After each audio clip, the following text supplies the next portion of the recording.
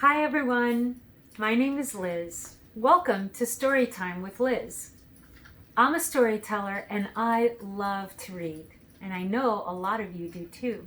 So I hope you'll join me on a very special story, one of my favorites as a matter of fact, and it's called The Wonderful Wizard of Oz by Frank Baum. Chapter 1, The Cyclone. Dorothy lived in the midst of the great Kansas prairies with Uncle Henry, who was a farmer, and Aunt Em, who was the farmer's wife. Their house was small, for the lumber to build it had to be carried by wagon many miles. There were 4 walls, a floor, and a roof, which made one room. And this room contained a rusty-looking cook stove, a cupboard for the dishes, a table, 3 or 4 chairs, and the beds. Uncle Henry and Aunt Em had a big bed in one corner, and Dorothy a little bed in another corner. There was no garret at all, and no cellar, except a small hole dug in the ground called a cyclone cellar, where the family could go in case of one of those great whirlwinds arose, mighty enough to crush any building in its path. It was reached by a trap door in the middle of the floor, from which a ladder led down into the small, dark hole. When Dorothy stood in the doorway and looked around, she could see nothing but the great gray prairie on every side. Not a tree nor a house broke the broad sweep of flat country that reached to the edge of the sky in all directions. The sun had baked and plowed the land into a gray mass, with little cracks running through it. Even the grass was not green, for the sun had burned the tops off the long blades until they were the same gray color to be seen everywhere. Once the house had been painted, but the sun blistered the paint and the rains washed it away, and now the house was as gray and dull as everything else. When Aunt Em came to live there, she was a young, pretty wife. The sun and wind had changed her too. They had taken the sparkle from her eyes and left them a somber gray. They had taken the red from her lips and her cheeks, and they were gray also. She was thin and gaunt and never smiled now. When Dorothy was an orphan, first came to her, Aunt Em had been so startled by the child's laughter that she would scream and press her hand upon her heart whenever Dorothy's merry voice reached her ears.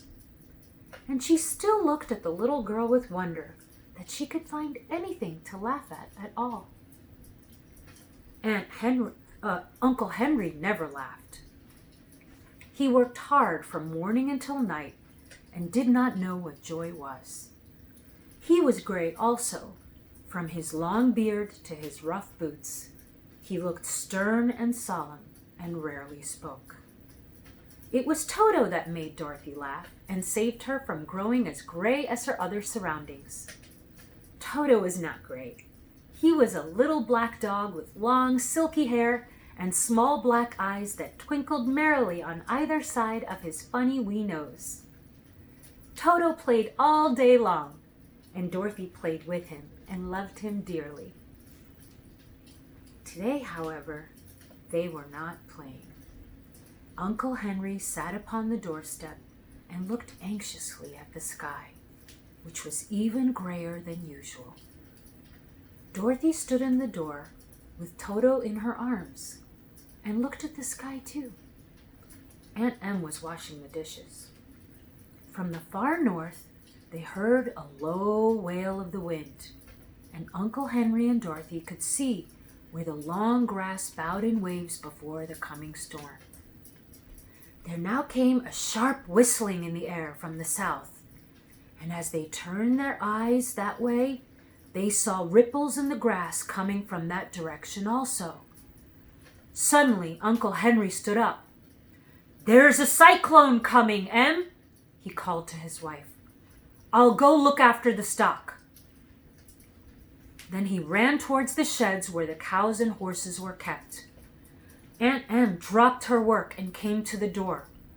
One glance told her of the danger close at hand. "Quickly, Dorothy!" she screamed. "Run for the cellar!"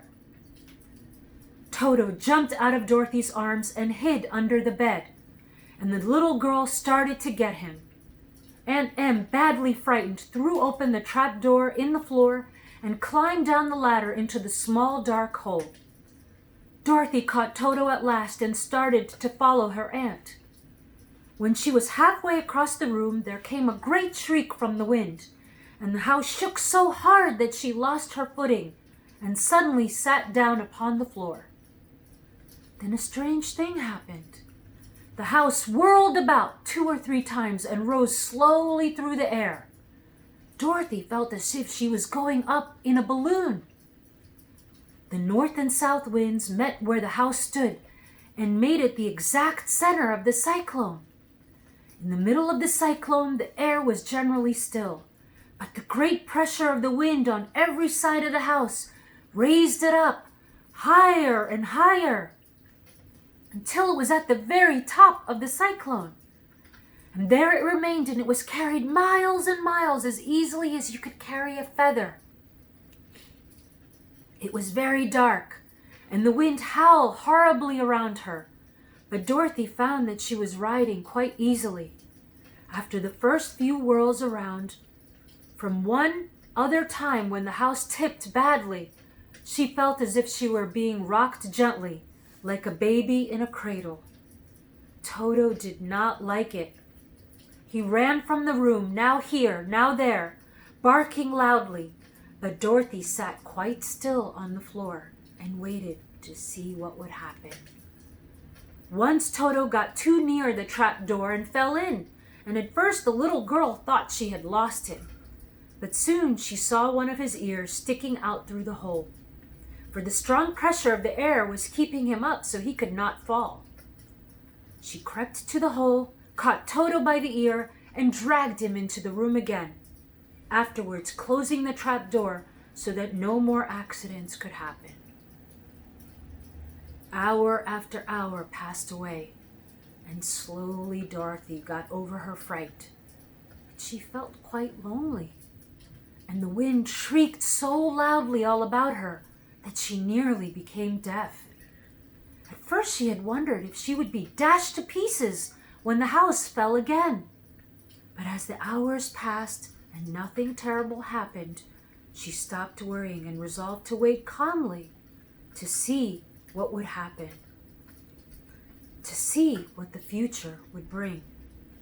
At last she crawled over the swaying floor to her bed, lay down upon it, and Toto followed and lay down beside her. In spite of the swaying of the house and the wailing of the wind, Dorothy soon closed her eyes and fell fast asleep. I hope you enjoyed Chapter 1. It sounds exciting, doesn't it? I can't wait for Chapter 2. Can you? Stay tuned.